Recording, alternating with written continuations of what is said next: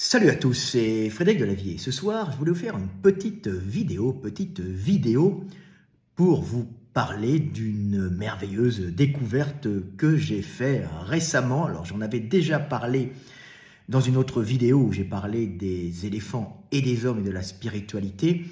Mais comme c'est une véritable découverte scientifique, je la passe sur cette vidéo pour vraiment mettre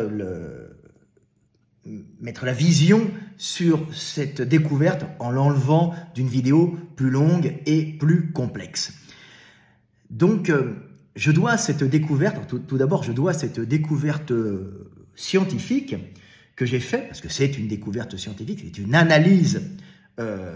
scientifique, c'est une analyse donc, qui est en réalité une découverte sur la façon de communiquer des éléphants. Alors peut-être que d'autres personnes l'ont faite, mais pour le moment je ne l'ai pas vue. Et donc je vous la passe ici, ça intéressera les gens que ça intéressera. Donc je dois cette merveilleuse découverte, encore une merveilleuse découverte de Delavier, à un jeune, à Julien Ben, qui a une chaîne merveilleuse aussi, une chaîne de paléontologie qui s'appelle Entracte Science. Alors pour moi, alors il y a pas mal de chaînes de paléontologie, mais pour moi, celle-là, c'est vraiment la meilleure parce qu'étant anatomiste, quand je dis je suis anatomiste, c'est-à-dire que c'est mon métier, je vis de mes connaissances en anatomie et de l'enseignement que je donne de l'anatomie pour le sport, mais pour d'autres choses aussi, puisque je fais de l'évolution, j'étudie l'évolution humaine et j'ai une spécialité, c'est aussi l'anatomie des quadrupèdes et principalement celle des primates. C'est-à-dire nous sommes des primates, les hommes, donc je connais l'homme, mais je connais aussi l'anatomie des autres primates, puisque je l'ai étudié, c'est intéressant pour comprendre l'homme. Donc pour vous montrer, parce que les gens ne comprennent pas, puisque nous avons des zététiciens qui m'attaquent, vous voyez, là je me suis amusé à écorcher un gorille, alors c'est un travail qui permet de comprendre l'anatomie des gorilles, quand on n'a pas de dissection sous la main. C'est un véritable gorille que j'ai remis en écorché, j'ai écorché spirituellement, mais bien sûr j'avais des données là-dessus, puisque je suis un des rares à posséder des photos dans tous les sens de gorilles qui ont été plastinés et disséqués par Van Hagen, ce qui fait que c'est 100% juste. Et là c'était un gorille que j'ai pris au zoo, dans l'est de la Hongrie. Je suis allé avec un ami vétérinaire et on l'a photographié. C'était un magnifique mâle d'eau argentée, donc un bon individu costaud. Je ne sais plus c'est quelle variété. On l'a pris parce qu'il était bien massif et je l'ai écorché pour le plaisir, mais aussi pour enseigner et transmettre l'information. Donc je dois cette magnifique découverte que j'ai fait sur les éléphants à Entracte Science, donc à Julien Ben, qui a cette chaîne Entracte Science. Alors c'est une chaîne qui mériterait d'être beaucoup plus regardée, avec beaucoup plus d'abonnés, donc je vous demande à tous ceux qui me suivent d'aller vous abonner à Entracte Science. Il n'y a que 29 300 abonnés pour une chaîne qui date d'il y a presque 10 ans, puisqu'elle a débuté en 2013, et c'est Julien Ben qui l'a fait, et c'est un jeune paléontologue et zoologue qui est aussi spécialisé dans les éléphants et l'anatomie, et qui bosse non pas en France mais en Afrique du Sud. Donc il est parti là-bas parce que il a des avantages. Donc il a du temps aussi, il est loin de la France et il a sa petite chaîne, mais qui est la meilleure pour moi chaîne française de paléontologie. Et c'est hyper agréable et je l'écoute souvent, alors comme je suis anatomiste, comme je vous le dis, et lui il est anatomiste aussi, il est zoologue et puis il connaît très bien l'anatomie, c'est sa passion aussi, donc tout de suite ce qu'il dit est limpide et toujours super intéressant. Et il avait fait une magnifique vidéo sur en partie les éléphants et sur l'oreille interne et sur les éléphants. Et il avait expliqué brillamment, je ne savais même pas, je ne sais pas tout, moi j'ai pas mais que les éléphants percevaient les infrasons. Les éléphants perçoivent des sons que nous ne pouvons pas percevoir. C'est comme les chauves-souris perçoivent les ultrasons, comme vos chiens, vous savez, qu'on vous les appelait des fois avec des petits sifflets que des fois, vous ne pouvez pas entendre, avec lui, il peut entendre beaucoup plus loin que vous, il les perçoit mieux que vous. Donc, il y a des animaux qui ont leur oreille faite pour percevoir certaines longueurs d'onde. Et les éléphants sont faits pour percevoir les infrasons. Mais attention, ils ne perçoivent pas les infrasons par leur oreille externe, contrairement à ce que beaucoup de gens pourraient penser, puisque les gens ne sont pas anatomistes et ne sont pas spécialisés dans les proboscidiens. Donc dans les éléphants, et lui, il a une spécialité dans les proboscidiens aussi, puisqu'il a étudié l'évolution des proboscidiens. Il a même fait des recherches sur les proboscidiens, donc les éléphants fossiles, les proboscidiens fossiles. Et d'ailleurs, il m'avait fait rire parce que il avait voulu faire scanner des fossiles d'éléphants, de crânes d'éléphants, et donc il avait déplacé des crânes pour s'apercevoir que le scanner était trop petit pour rentrer ça. Et c'est pour ça que les gens ne scannent pas et on ne peut pas faire de tomographie, de vision interne de crânes d'éléphants fossiles, souvent quand ils sont entiers. Hein, il faudra les casser et les gens ne veulent pas les casser, donc c'est pas évident. Donc j'avais envie de lui dire, moi qui travaille en industrie, que je connais les outils, et dès qu'il a dit qu'il avait voulu, j'ai tout de suite compris que là, l'éléphant ne passera pas, la tête d'éléphant ne passera pas dans le scanner. À la rigueur, un mec entier, c'est fait pour les hommes, pour la médecine, mais c'est pas fait pour mettre des éléphants, les scanners. Donc cette blague m'avait fait rire. Mais il est extrêmement sympathique et il est génial. Donc allez vous abonner à Intract Science. Et il avait expliqué que ces infrasons que perçoivent les éléphants, ils les perçoivent par les pattes. Vous savez, les éléphants ont des grosses pattes, hein, comme des colonnes, hein, parce que ils sont très lourds, hein, donc c'est des grosses colonnes toutes droites, ils marchent comme ça, et ils ont un gros coussinet graisseux sous la patte, hein, ils marchent sur le bout des doigts, ce qui donne l'impression que c'est tout plat, mais en vérité, c'est un énorme coussinet, ils sont comme ça, et là, c'est rempli de gras, hein, et quand ils posent leurs pattes au sol, ils reçoivent par le sol les infrasons, hein, et ces infrasons remontent par leur structure osseuse et musculaire jusqu'à leur crâne et jusqu'à leur oreille interne, où leur oreille interne est faite pour percevoir ces infrasons, alors percevoir par les pattes aussi. Et c'est là où j'ai apporté ma découverte et mon analyse aux scientifiques et aux passionnés d'éléphants sur la communication éléphantesque. Parce que cette façon de percevoir les sons par les pattes, en vérité, n'est pas faite pour communiquer, hein, donc il n'y a pas de communication par infrason,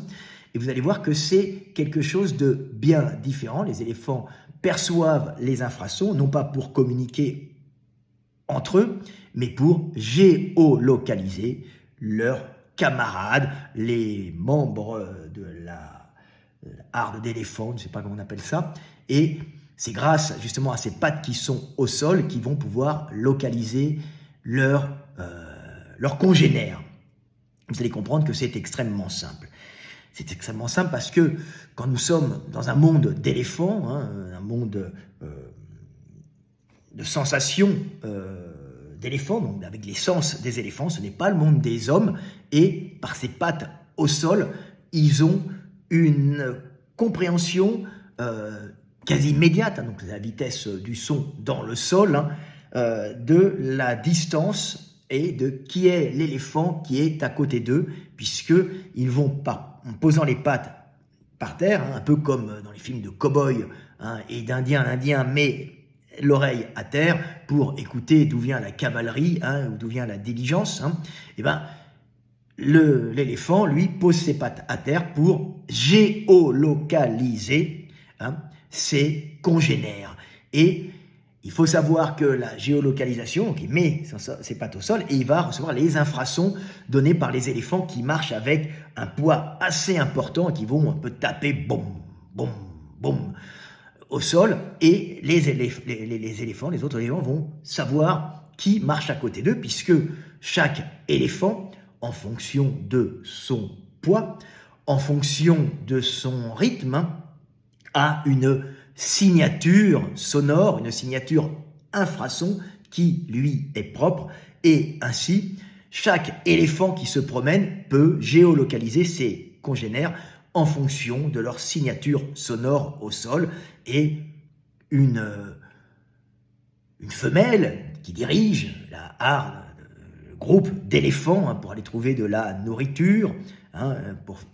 vivre dans cet énorme territoire calorique qui est le territoire des éléphants sera où sont ses proches, des fois où est son petit, et sera exactement où ils sont et à quel endroit grâce à ses pattes au sol, puisqu'il y aura cette signature indépendante des éléphants, de chaque éléphant lourde. Alors c'est un avantage énorme puisque l'éléphant peut géolocaliser ses congénères sans avoir à tourner la tête et rien qu'avec ses pattes au sol. Donc pour les relations de groupe, c'est déjà quelque chose de très important quand une maman ne sait pas où est son petit ou quand, alors son petit d'un certain âge, mais il est quand même lourd le petit, ou quand les autres éléphants ne savent pas où est la chef de la harde qui va guider tout le monde sur ce territoire calorique, puisqu'elle connaît, une vieille femelle qui connaît tout, et qui va emmener les éléphants là où il reste de la nourriture, puisque les éléphants font des cycles, en période de sécheresse, ils font des cycles pour aller trouver les points d'eau, donc il faut qu'il y ait un éléphant avec une super mémoire, une mémoire d'éléphant qui connaissent tout, et cet enseignement est passé aux autres éléphants aussi, mais aussi il faut qu'il y ait une éléphante qui ait une connaissance des lieux de nourrissage et surtout de la vitesse de repousse des aliments, des arbres, puisqu'un éléphant, il fait un ravage pas possible parmi les végétaux, il détruit tous les arbres et il sait qu'il va y repasser, pas plusieurs mois après, mais même plusieurs années après, et il va mémoriser tous ces lieux pour pouvoir manger à d'autres endroits et tourner dans des zones quand tout aura repoussé. Donc c'est une espèce de géolocalisation. Les éléphants, ils vont suivre la femelle qui dirige la harde, et ils vont la suivre même par le son de ses pattes. L'éléphant est un peu myope, mais il voit quand même, mais il est un peu myope, mais ça permet de réguler les relations sociales du groupe et aux individus de ne pas se perdre de vue, en tout cas de ne pas se perdre d'infrason. Voilà, donc ça c'est très intéressant, et c'est ce que j'ai apporté comme découverte scientifique, c'est de comprendre que ces infrasons sont avant tout de la géolocalisation plus que de la communication. Et c'est un monde différent. Imaginez que vous marchez quelque part dans la rue, vous êtes avec votre famille et vous savez que vous avez votre maman qui est derrière, que vous avez votre fils qui marche à côté et que votre conjoint est à 4-5 mètres à droite, et sans avoir à les regarder parce que vous avez cette perception infrason des sons qui viennent du sol. Alors c'est encore un autre avantage, c'est comme les éléphants sont lourds, il n'y a pas d'interférence avec d'autres risques, d'autres groupes qui pourraient avoir, des animaux qui pourraient émettre des infrasons, puisque ce sont les éléphants qui sont très lourds et qui vont émettre vraiment beaucoup d'infrasons au sol. Donc il n'y a pas de risque d'avoir des infrasons émis par une souris, un mulot, même un lion, une hyène. Donc ça limite et ça permet d'avoir une communication claire et nette. Alors à part quelques rhinocéros qui vont émettre des infrasons calculables, qui vont être bien ressentis par les éléphants, quelques voitures, quelques camions avec des touristes venant faire des safaris photos, l'éléphant n'a pas beaucoup de perturbations infrasonesques dans son milieu, et il a une vision sonore, on va dire, infrasonore, clair de son milieu, parce qu'il n'y a que lui qui produit des infrasons. Donc c'est vachement intéressant de comprendre ça. Mais il faut savoir que cette géolocalisation et cette compréhension de qui est à côté de toi en fonction de ta signature sonore est utilisée par exemple dans la marine pour les sous-marins entre eux, puisque dans l'eau les sons vont très très loin, et il y a des systèmes informatiques par exemple pour reconnaître les sons des sous-marins, de quels sous-marins, s'il est russe, français ou autre, et de calculer à peu près sa distance en fonction du son qui arrive. Donc c'est des choses qui sont connues, on l'utilise dans l'armement pour géolocaliser ou marino-localiser des bateaux avec des sonars quand on est au fond, surtout pour les sous-marins quand on ne les voit pas et quand on ne peut pas forcément communiquer en surface, ils arrivent à se pister les uns les autres grâce à ce son qui, alors eux c'est pas des infrasons, il y en a sûrement, mais c'est pas que ça. Ça je le sais parce que j'avais un ami entre guillemets qui bossait dans justement les logiciels de reconnaissance des sous-marins, et il pistait comme ça les sous-marins, et chaque sous-marin avait son son. Donc c'est le même principe qu'utilisent les armées du monde pour essayer de localiser et de reconnaître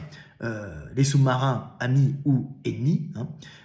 que les éléphants utilisent pour savoir où est leur famille, où sont leurs proches. Et c'est un monde complètement différent. C'est vraiment ben c'est fabuleux de voir comment les animaux ont des perceptions qui peuvent nous dépasser, mais qui s'expliquent très facilement quand on connaît l'anatomie et le biotope. Voilà. Donc c'était mon petit apport à la science et à la connaissance des pachydermes, des éléphants. Pour tous les passionnés, vous verrez maintenant, vous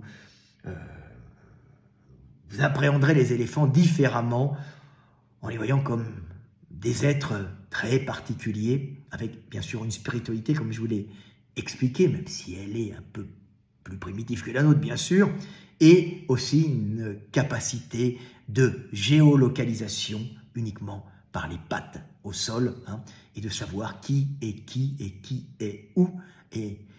ça, c'est fabuleux. C'est un sens supplémentaire qu'ils ont et que nous, les humains, n'avons pas. Et c'est merveilleux de comprendre ce monde du vivant, avec toutes ces choses étranges, mais pas si étranges que ça, en fin de compte. Voilà, petite découverte de Fred Delavier, petite découverte fabuleuse, je le dis encore fabuleuse, parce que j'attends maintenant des critiques des zététiciens, mais des critiques construites, bien sûr, pas quel abruti, quel crétin, ça c'est l'école maternelle, tu te prends pour qui, t'es un nul, t'es ridicule. On est au niveau de l'école maternelle. Quand on veut argumenter, on essaye, argumenter scientifiquement, zététiquement, on essaye au moins d'apporter des arguments ou des contre-arguments factuels si on trouve que cette découverte n'est pas très intéressante ou est pour eux fausse. Mais elle est absolument juste, elle est indéboulonnable comme d'habitude parce que, comme je vous dis, je suis un grand anatomiste et je suis un grand scientifique. Voilà, et tu n'as pas besoin forcément d'être universitaire pour faire de grandes découvertes. Alors, je remercie Entracte Science pour m'avoir instruit sur la façon dont les éléphants percevaient les infrasons, parce que c'est un spécialiste des proboscidiens, c'est sa spécialité aussi, les éléphants fossiles, il a fait des recherches là-dessus, donc c'est grâce à lui, et puis c'est aussi un spécialiste de l'anatomie, puisque c'est un paléontologue spécialisé en anatomie. Voilà, petite vidéo du soir espoir, et puis n'hésitez pas, si vous voulez en savoir plus sur le monde, vous avez l'éveil des consciences, version revue et augmentée, et la bonne nouvelle, c'est que je suis en train de terminer l'éveil des consciences 2,